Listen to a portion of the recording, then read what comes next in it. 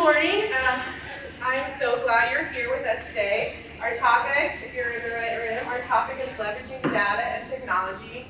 Fortunately, it's not how you win the lotto, but I wish it was, because I'm going to check my tickets. But so today,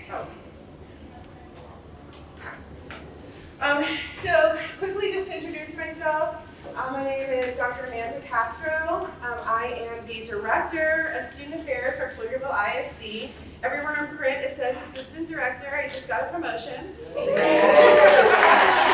a couple weeks ago. So thank you. And so for just a little background, I've been in education for 20 years. I was a classroom teacher. I taught elementary, taught middle school. I've taught some community college, taught overseas. I was an assistant principal, a principal at an international baccalaureate school, and this is my third year at central office in Pflugerville ISD. So I've been in some really large districts, almost 100,000 students, down to 40,000 students, and now I'm working with about 25,000 students. So I'm going to introduce Carrie Tawil. She's my co-presenter. Good morning, everybody. My name is Carrie Tawil. I'm the Student Affairs Specialist at Pflugerville Independent School District. My role is new. I actually have only been in my role for about 6 months, so I'm just diving right in as usual when you work in school districts. I actually previously worked with E3 Alliance. We did a lot of attendance initiatives when I worked there as one of their specialists as well, so it's happy to be kind of back at home and be here at the Blueprint initiatives and everything they're doing.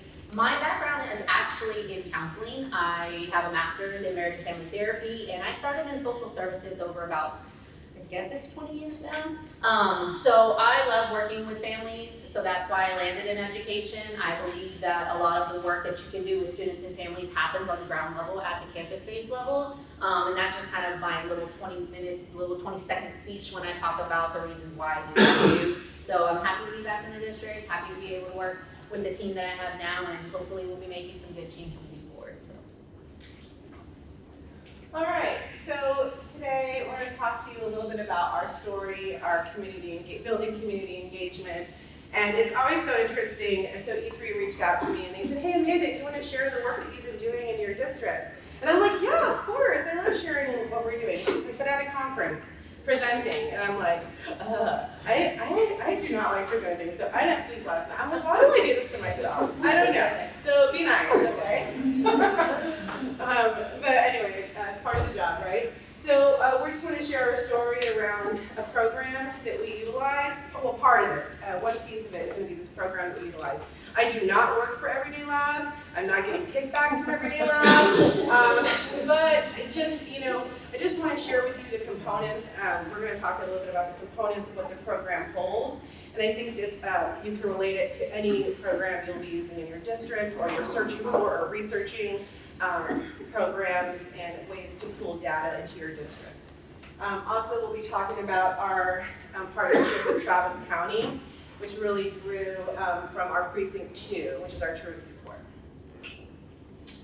So again, we'll kind of break this presentation. I know we have a little less time than we had originally planned, which is fine. We have some time for us to talk with each other in the group. A breakdown of how we really understood the problem. When I would walk into PFISD, what we were doing just a few years ago, and then how we understood the problem, looked at the data and developed some insights, all the way down to what we decided to do with that, which is we're still in the work. All right, there's no magic answer to battling chronic absenteeism, except how we're partnering with our community. So we'll share with you those steps. So first, we're going to go into really understanding the problem. I know you guys, and first I just want to see who's in the room. How many educators are in the room? Educators, so principals, okay. How many community members are in the room? All right, what else do we got? Administrators? Central office, social workers, okay. Anything else that I'm? Community college, HCC, okay. So secondary programming? Okay. All right, awesome. And we're all kind of facing this. My doctorate was in higher education, and I know that we're facing a lot of the same issues in K-12 education as higher education as well. So I'm gonna go ahead and share some more data. So when I walked in, I'm gonna share a little bit about when I got to Pflugerville ISD. So I came from being a principal of a campus, and when I got to Pflugerville ISD, I was the assistant director, and they're like, you are the attendance and truancy officer for the district. So I was like, okay, so let's see what we're walking into. And what I walked into was a truancy process, right? Every district has a truancy process, which is great. So I had to kind of figure out what that process was, how schools referred students to truancy, and then what we were doing. So a lot of it was just paperwork, right? Like, how do we get these kids to court? And so my first time in court, I was like, oh, I don't know the judge. I don't know these people. What am I doing here? So went in and sat down, and then really started. So the judge said something to me that day, that first day I was there. And he goes, yeah, once we get the kids, it's kind of like the districts have failed, right?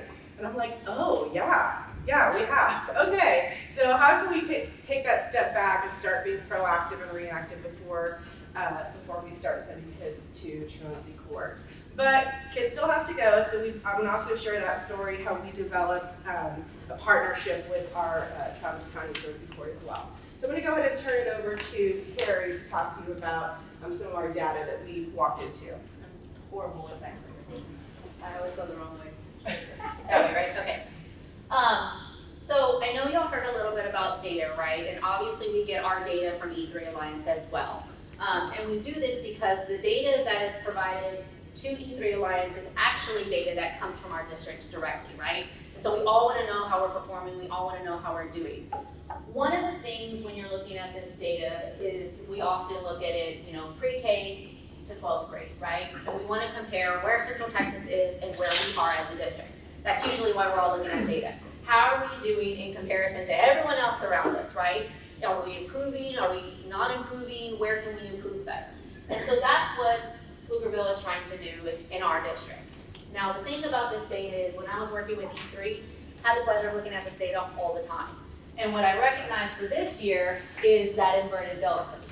Now, traditionally speaking, in the last, I would say 5 to 7 years, we've always seen outliers in the pre-K and then in the 12th grade, right? And we did all these initiatives, if y'all remember back in the day, of like, how are we gonna get our pre-K students? How are we gonna get our kindergarten students there? Chronic absenteeism is so high in those grade levels.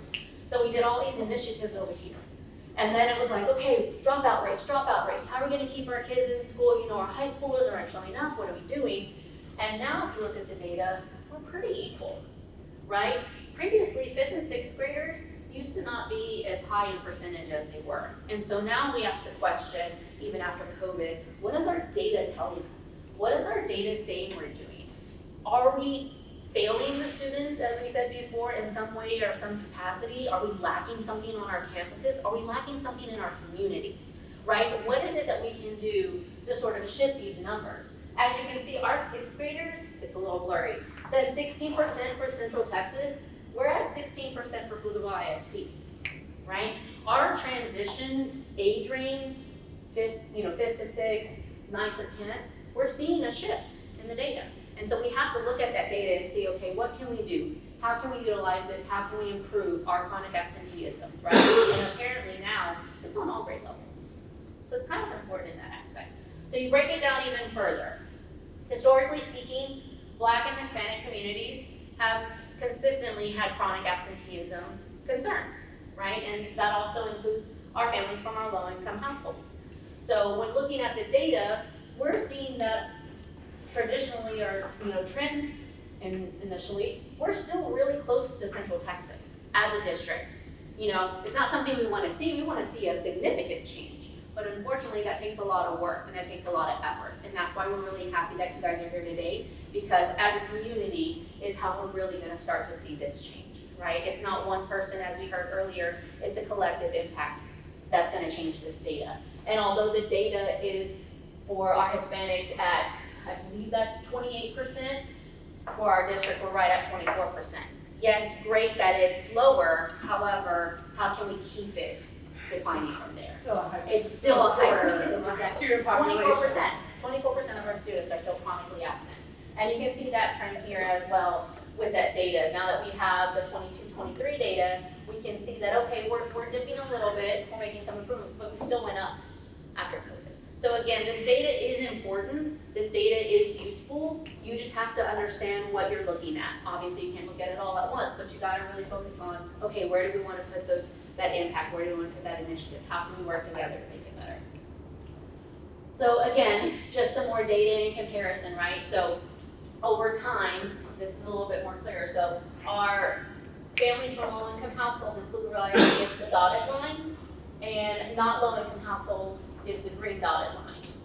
So our low-income households are still at a disproportionate difference for our district compared to Central Texas. So again, just data that we take into account when we're trying to do these initiatives and we're trying to work. I think, there we go. So what we'd like for you all to do today is actually to kind of turn and see. Now, I know we said we have community members in here. However, we'd love for your input as well, right? Have that conversation around what trends are you seeing not only in your community, what trends are you seeing in the districts that you live around. You know, if you're here just as a community member and you're just advocating for the school districts that are in your area, have those conversations. What are you noticing? We'd really like for you all just to kind of tap into one another to see, like, our district is handling this, our community is handling this. So we're gonna give you all about 2 minutes just to do a turn and talk. You can either move around if you like or stay at your tables. If there's not partners, pair. If you're with your district or somebody you work with, please move and go meet somebody else. And we'll walk around and talk as well with everybody just to kind of see where everyone stands out. So 2 minutes, we'd like for some people to share maybe just 1 or 2 takeaways of what you learned or what you heard or the conversations you were having if you thought it was really fruitful, so we can kind of share with everybody. I saw that hand, go ahead, ma'am. So, I mean, I don't know where I fit in the group of, I came from Dallas, Texas as an educator, 9 years, special needs. And came to Austin, now we're in Austin Public Health under the umbrella of Austin Youth Development. Okay. So I was telling Joy as we were speaking that my job, literally my job is I go into high schools and I talk to, as they say, at-risk kids that are in truancy, right? Talk to them in regards to career options. Because we know if little Johnny or little Tim is barely making a C in high school, college might not be their option, right? So we want to give them options. HVAC. Barbering, hospitality, chef, real estate, all these things they can really go in and get a certification in and have lucrative jobs. In that same breath, I was telling Joy that we have those brown and black children that have been on the streets and they get fast money and they say, I don't have time to clock 9 to 5 because I can make what you make in a year, in a week. So now how do we take that thought thinking process of theirs, because they gotta feed their family. And a lot of these young people have a lot of burden. I was just telling her, I came from a 2-parent home, went to private school, I made a B, I got a whooping. You don't make A's, right? So there was that expectation from my parents of what this looks like for life, but that's not how life looks like for a lot of students in 2024, right? So because I go to Travis High School, and Travis High School is a graduation preparatory academy, so it's like all from the Austin ISD, these kids come here. So whether that's immigration, and so I can't go to school all day because I gotta help my mom and daddy work, right? Whether that's I'm a single parent, male or female, 2 or 3 kids. I can't go to school all day because I gotta work. I don't even know what I want to do for, I just don't know what I want to do. I remember a young lady who was doing a money game, and I just said, I'm gonna give everybody $6,000. What would you do with $6,000? Of course, they didn't think about bills off the top, And so I said, oh, wait a minute. Before we spend this $6,000, let's subtract rent here in Austin area. One bedroom, we started at $1,600. That's down to subtract. Then, so we had this little game, and so literally one of my students kids, I'm gonna add. So you give me $6,000, I'm gonna blow it. I'm gonna smoke it, with some friends, we're gonna have a good time, and I know by the end of the week, I wanna have that money. Right? That's reality. Ooh, That's reality. that's true. Right? That's true. And so, for me, my thing to her was, so, okay, then we'll divvy it out to you in increments. What is it that you really like to do? And she said, I love to braid hair.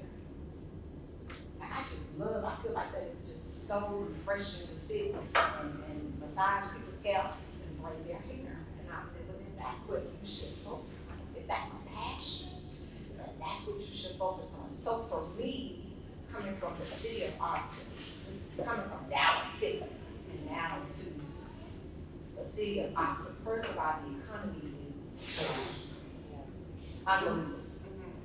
So, well, when we grew up, we might have spent $500 for one bedroom. It's not the way it is today. So how do you make them believe that they can get a career, making enough money to not just pay rent, but support themselves after they have paid electric and rents and insurance and car notes and all of this. So then it's the fast money that keeps them motivated to. And it's like that two scenario thing that you said there, right? It's like the educational factor and how do you teach, in this era, so to speak, right? And then also, how do you provide the opportunities for those, right? And that's why you go back to talking about community entities, right? I know we had some nonprofit organizations here in the room today, and so even in your role, I would have never thought that role exists, right? And so this is why we come together and have these conversations, because you don't know what's out there until we actually start talking about what we do or how we can help and how we can support and bringing it together. So I really appreciate you sharing out, because honestly, again, it's the reality of what the students are telling us today, and that's what we need to know, because that's the information that we need to get at as the root cause of why. Right. So, thank you Absolutely. very much. Thank you so much. And I heard two things, the need for some non-traditional schooling in high school, and how do we partner? That's where, like she said, where the community piece comes in. How do we partner with different alternative schools, right? I know you were talking about that. I'm going to put you on the spot, but do you kind of want to share what you do at ACC? Sure. So I'm part of high school programs, and I work with students, personally for me, private charter and homeschool students that are taking dual credit courses or early college that are finishing high school and getting their 2 years of associates.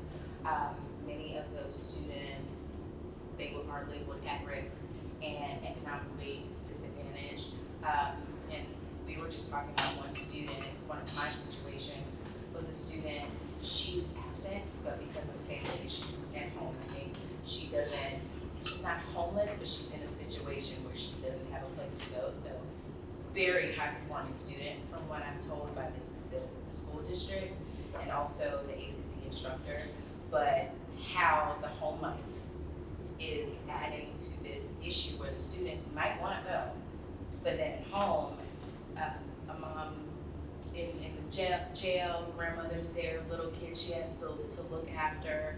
So all of these things are keeping them from potentially going, not just the kids that are like, I don't want to go. Yeah. So all of those things they have to deal with, and maybe community resources. I worked in social services before education too, so that actually went through my head about, and all of these services, you have services within the school, but what are the community services that possibly can help too, because this might not be their will, they have no control, but it's affecting their ability to advance their life and have maybe an easier way than other kids. Absolutely. Thank you so much. And that's something we're going to talk about too as well when we go to our partnership with our Travis County Precinct 2. Once we got there, we didn't want the conversation to be, well, you're going to court, you're going to get held in contempt, you're going to have to pay $100, it's punitive. We want to say, okay, and we'll talk, I'll get there, hold on. But it is linked to both of your comments, so thank you so much for sharing. We do appreciate that. All right, so we looked at all that data. We talked about what was going on in our district, and I said, okay, well, we need to go out to our campus leaders and figure out what's happening, right? And so I went ahead and I partnered with, Google Attendance Works. And I got on and I found this self-assessment, right? So I wanted to do a needs assessment. What are our campus principals saying? What are we saying as a district? And so I went ahead and these were two, and sometimes needs assessments are hard because I didn't want people to tell me what I was doing wrong. That's hard to take sometimes, but it also is so important because obviously we've gone from 2010 to now, we've doubled our chronic absenteeism rates. We have to know what's happening and obviously what we're doing despite, this little thing called the pandemic, kind of compounding our economic status across Central Texas, but just how that's compounding everything. We still need to know what the people who are going to be doing the work, right? What they're saying. So this was an interesting one. Two questions that I got that were kind of hit me in the face were, we reach out to chronically absent students and families and engage them as partners. And that was important, engaging these families as partners. You engage that student in finding what she was looking for in terms of, she likes to braid hair. You can turn that into a career. You're engaging students, right? And so that's what we need to be doing. And our district said, could be better, 41%. So almost half of our campus leaders said, we're not doing this. Like, chronic absenteeism, I always tell Heather too, it's like a dumpster, then it's on fire, and then it's also sinking, right? Like, we have to do something now, right? So we're like, oh wow, we really have to get moving on this. Another question that I asked, we partner with community agencies that offer resources. Urgent gap, almost, this is a huge percentage of our campus leaders say we don't do that, right? So that's an easy shift. We have those conversations, but we need to do the work for that. So that was one, and I did link this needs assessment to the end in our resources. So if you want, I put it in a Mentimeter so they could just go in and we can get that data pretty quickly. But there's a district level one, there's a campus level one, and so your teams or whatever department you work in, you can go back and do a needs assessment and see where you need to work. So that was eye-opening for us. I took this data, I went back and I shared it with our district leaders, and then I took the data back and I shared it with our campus leaders too. I have a quick question. Sure. On that slide. So it's very disconcerting. Is it because the district or the school campus doesn't seek out the resources, or is it because the resources aren't there, or which is it? It's a great question. I think now, I'm coming from being a principal in a school district, there's so much, right? There's so much going on. We're dealing, or administrators are dealing with school threats, curriculum, instruction, all the things, right? And honestly, I'm gonna tell you the truth. When I was a principal, my ADA, which is our average district attendance, was at 98%. So even then, at that point, I was like, I don't have a problem. My attendance is 98%. So, I didn't look at my chronic absenteeism numbers. That's reporting. Don't tell my boss to But so there's a lot of different reasons, right? I think also too, there are some community schools, but now as we move to school of choice and transfers, our students aren't living in the same, they're not living in the same communities anymore. Our populations, especially our low-income populations, are very transient, right? So sometimes they don't know that schools don't have time maybe to reach that kid, to get that kid to pull in. So there's so many, and that's a great question to dive. That's the next question I'm gonna ask my administrators. Well, And the resources are there. Yeah. And they're there. Yeah. How do we pull How do we in bridge it? if that's Yes. the case? So Yeah. I know y'all have questions, we try to save some at the end, no worries, I love go questions, but we literally only have like 10 Oh, I didn't even minutes. see that. That's how quick that went through, and so Oh. again, these are really fruitful conversations, but I wanted you to be able to Yes, share thank the you. rest of the process, so. Yes, thank you. So we did develop, so based on all of those questions and all that feedback, we developed some interagency partnerships. So we did join E3 Alliance, we joined the Peer Learning Network.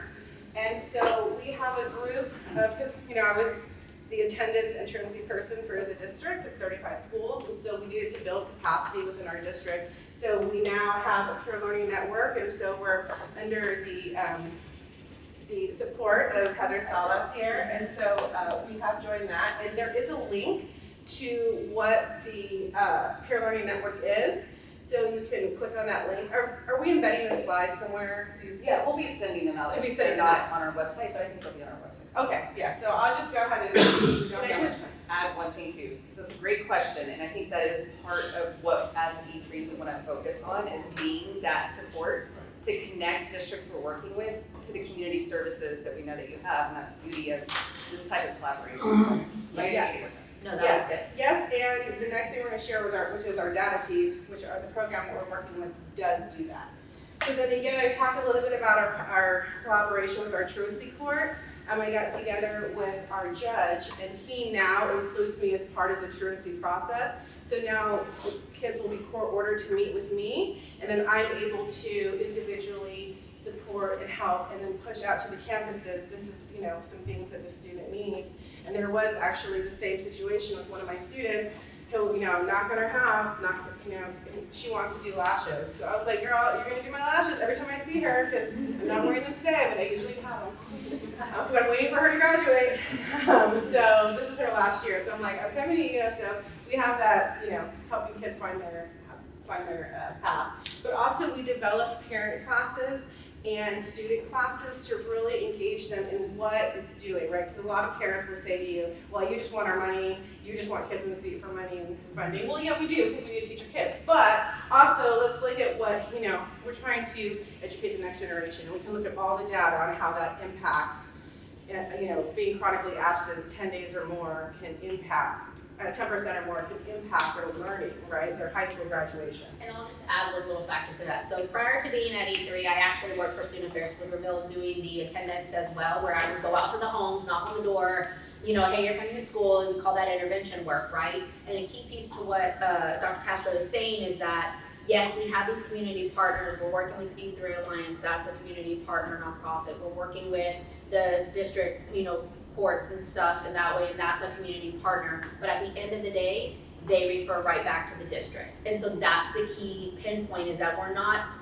sending them out and saying never again, but we're keeping that connection not only with our partners, but also with the campus, because the whole point of working with chronic absenteeism is to build better relationships so our students will want to show up to school, right?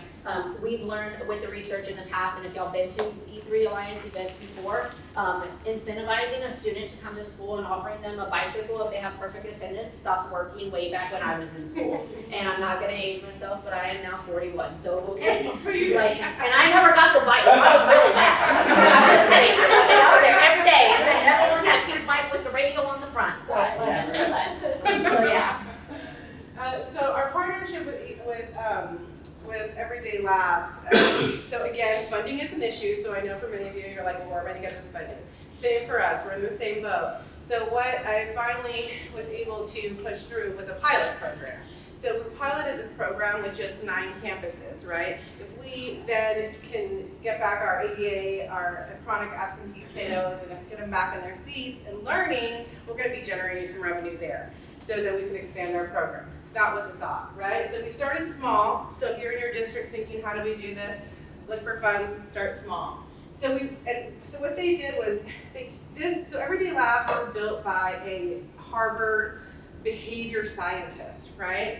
And so there's so much, right, going on at the campus level, right? We have our attendance clerks, we have our APs creating attendance plans, we have them pulling the data. By the time that data gets to administrators and we start acting on it, it could be a while, right? That kid's racking up absences. So what our campuses need and what our social workers need and what we need as schools is ready access to our data, right? We need to be able to pull it down and say, okay, what are we doing? So this company ended up, they build research-based communications. So the letters, they send proactive mail and text nudges and connect family to resources. So findhelp.org is a huge one. So we do it electronically on a chat bot. We connect families, and I'll show you that really quick. So these are the 3 things that we implemented. No heavy lifting from the district. from the campuses. But we sent these mail and text nudges, and the software program partnered with our SIS, which is Skywords. If y'all have Skyward, it works with Skyward. Skyward's works. But then we had a family support team and a chatbot support 24/7. So our families, when they got that text message that their kids were absent, they were able to text and ask for resources, and it was all non-punitive. That's huge. Okay, so the absentee letters. When I got to, my district, and of course when I have 4 kids, and so when they were absent sometimes, when I got that first letter, which is 3 absences, they were very punitive, right? Like, here's the Texas State Code. We can enroll your kid. Where's the partnership, right? Like, I don't want to call the school. I'm gonna be like, ugh. I don't want to call the school and be like, can I partner with you? Because you said you were going to take me to court if I don't, right? So these are very, the language also too is important. Designed for all families and guardians. Some of the letters that we sent was like, well, those are kind of written at a higher level, right? And so 4th grade reading level, all our families can understand that. A simple graph, just a comparison to where their student is compared to the rest of the campus. They send them in their home language, send the absences in case they have any discrepancies, and also just things to do. This changes every time a mailing goes out, right? And so just how can we help? How can we help? How can we help? How can we help? Right? It's never like, here at the state, the text education code says you're gonna be going to, okay. So again, here was the text messages that were sent out. Non-punitive messaging, very specific, right? And also to the student, right? To the student. The student's name was there. That's important. And then of course, this is a family support bot, which was huge for us. They were able to text back. Sounds like you're looking for transportation, community resources. And so they then would respond, and then they would give them community resources, but also we would get that data. Okay, we also had a multilingual family support team, but I just want to share the impact. We can go back one. Okay. Oh, we go back one more. Okay. Thank you. Absolutely. So we had also the phone line too, right? Provide support in a family's home language. That's huge. So just the impact, we ended up, because of course I had asked for this pilot, we ended up implementing it right after spring break. So this is a 2-month, just in 2 months, right? We ended up 61% of our pilot program, students' attendance improved after receiving those nudges.